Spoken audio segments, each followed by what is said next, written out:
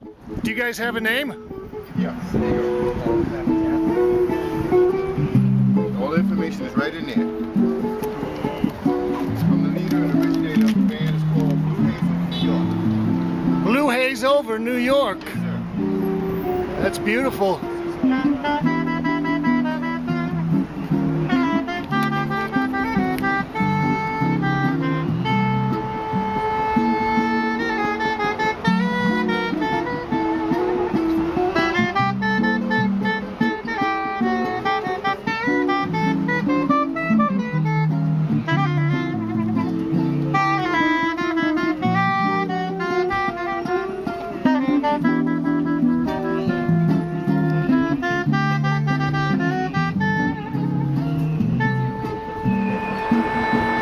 Welcome back, viewers, and today we got a special treat.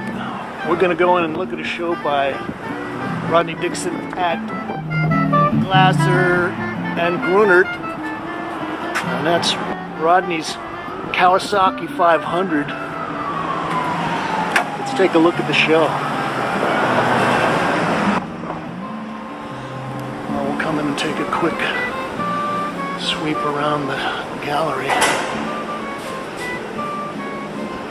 Well, I will tell you, viewers, that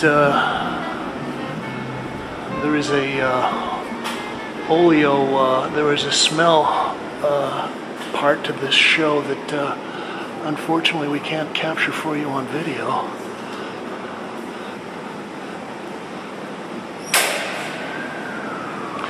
But we're going to drag Rodney along with us and get him to talk to us about some of the paintings. So come and talk to us about the show, Rodney. Yeah, I heard you say that you could smell it. I wish I could smell it. I can't smell it because you can't smell it like this all the time. But people tell me. So does mine. This still smells good. I would like to be able to smell it, but I can't smell it. But anyway, so most of the paintings here, well, all of the paintings here are done in the last 2 years, and most of them are done this year, which is rare for me. I usually spend a long time working at these paintings. What kind of oil paint are you using, Rodney? Is this a Utrecht or Dick Blick? Dick Blick? And the white paint is Utrecht. So it won't go yellow, I hope. So on a typical painting like this one, how long do you work on this? These paintings take up to a year, but that's not working at them every day. Right, you let them dry out a little bit and... But a lot of the ones here have been done quicker than that, but that particular one might have taken up to a year. Okay. Do they have titles? No. Because I don't want to influence what people think about them, you know? Okay, well, we'll take a look at this one at an angle so you can have a chance to experience some of the... paint on them, as you can see. Right. This is probably 2-3 inches, maybe more of paint, right? How much would something like this weigh? This has got to be 150, 200 pounds. Yeah, I can't lift it on my own. It's two people struggle with it.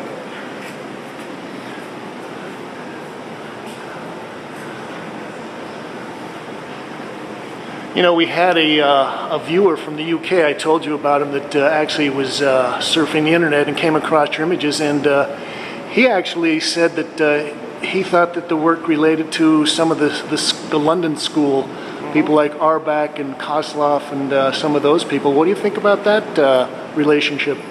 I like those guys' work, and you know, I went to art college in Liverpool, so I was aware of Liverpool for a long time. Yeah, I think it's an obvious connection to make.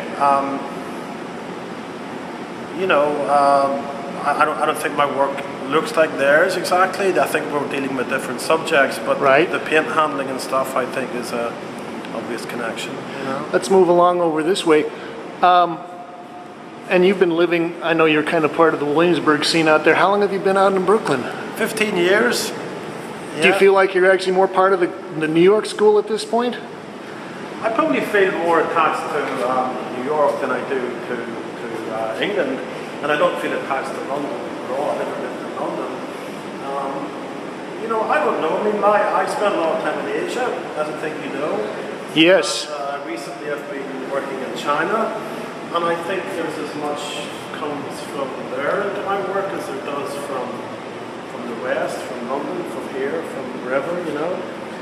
it's a mixture of all those things, I think.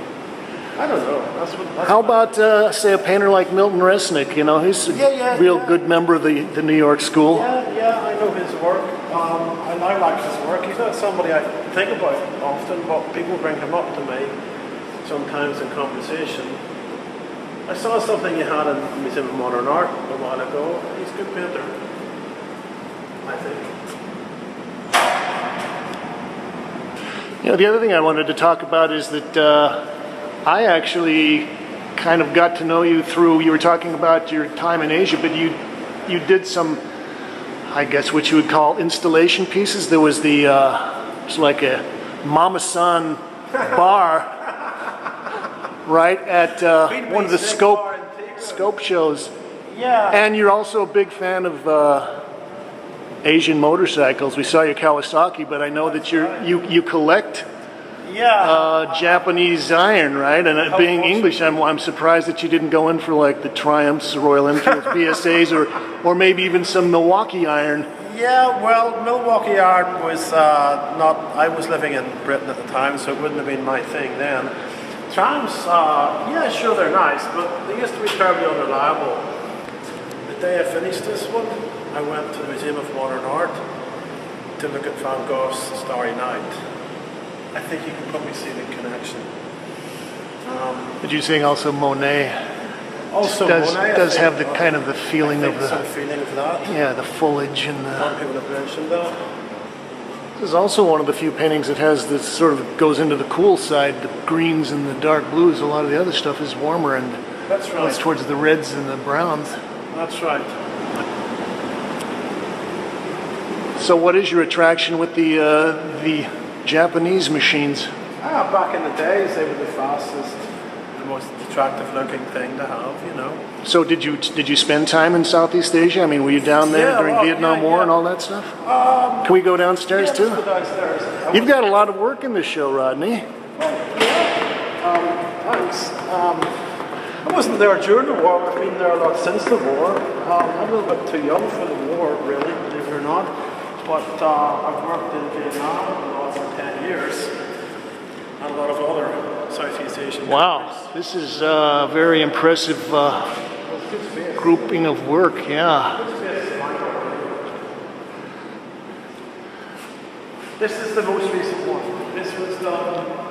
Whenever this went in the wall 2 weeks ago, the painting was completely wet. And generally, these are what, about 8 feet tall? Is that what kind of a standard size? These are 8 feet by 5 feet. And then 8 by 5. the bigger ones are double panels. 8 by 10s. I can show you something here. So this red one is from 2011. Most of the other ones in this room are from 2012. I think you can see the difference. The newer ones are more light, I think. And the difference came from a residency I did in China in July of last year in the mountains. Very much remote place in the countryside. You've got to be spending a lot of money on paint, am I right? You're unfortunately right. The thicker ones probably cost about $1,000 each. You know, $1,000, and that's probably using a lot of earth tones to build them up, and then doing that before you get into the cadmiums and some of the more expensive colors. You know, can you imagine what it would cost if I used Old Holland or something like that? You know? I don't want to, I mean, I've done a lot of thick painting myself, so I know that you can go through the cash pretty fast. Yeah. So, yeah, they cost a lot to make. If you were to look back and sort of think about the artists or maybe the legacy that you would like to carry on, do you have a particular line or something that really attracts you and makes you feel like you want to carry on that legacy? No. If I was asked for a favourite painter, well, I don't really have one, but the name that seems to always come into my mind would be Vincent's paintings. I'm not trying to carry on anything that he did, but he just keeps on coming up for me, you know. But I'm interested in all kinds of painters, but you know.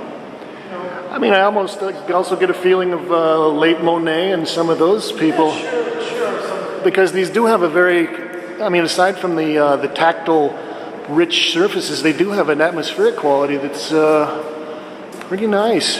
Yeah, I think there's Monet. There's all kinds of people that could be mentioned. You know, people have mentioned them. I think about them. You know. But you have a desire to sort of be the painterly painter. You know, this is not like a Rothko where you're sort of almost exhaling the thin layers of paint. This is real body paint, and that's obviously important for you. Well, it's the way they're coming out at the moment. Actually, to be honest with you, if I had an ambition, it might be to use less paint in the future. Yeah, the old bank account will step in there. For obvious reasons, you know. But at the moment, this is the way that it seems to be comfortable for me to paint, or a way that I'm trying to paint anyway. So, I don't know. You know, I have painted with vintage before too. But,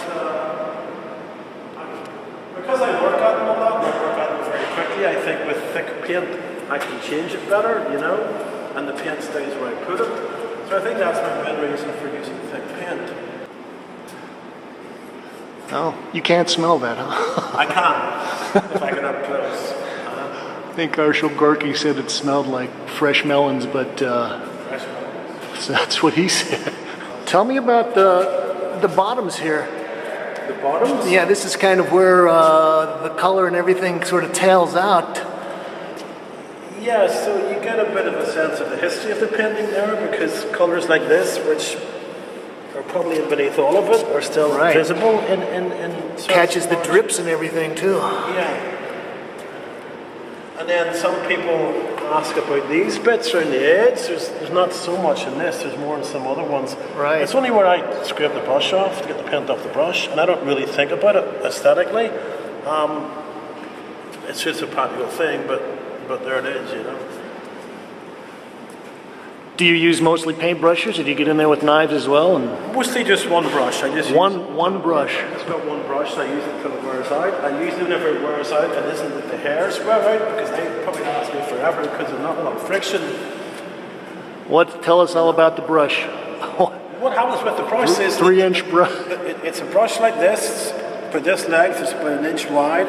What goes is the bit where the wood goes into the metal bit becomes really loose and it falls out. Because I stab them and stuff, so it gives that part of it a hard time. The brush part of it probably lasts me forever. So I have one brush, that's it. Just use it until it's done, then get another one.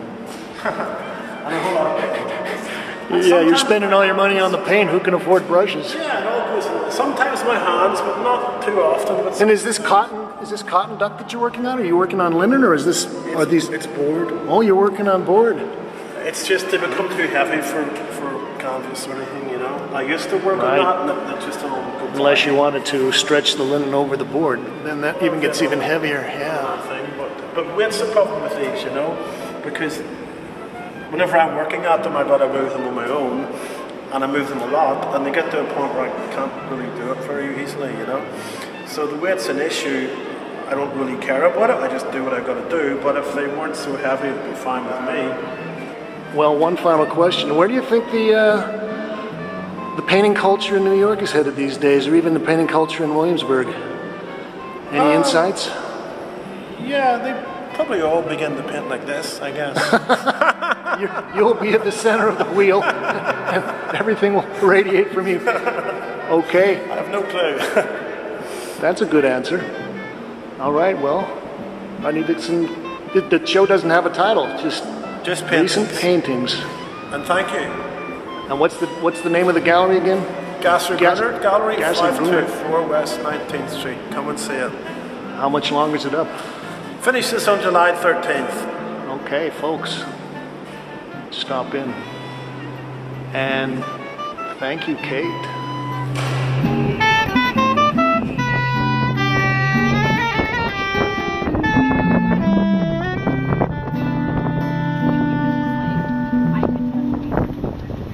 Thanks, Blue Haze over New York. Bossa Nova.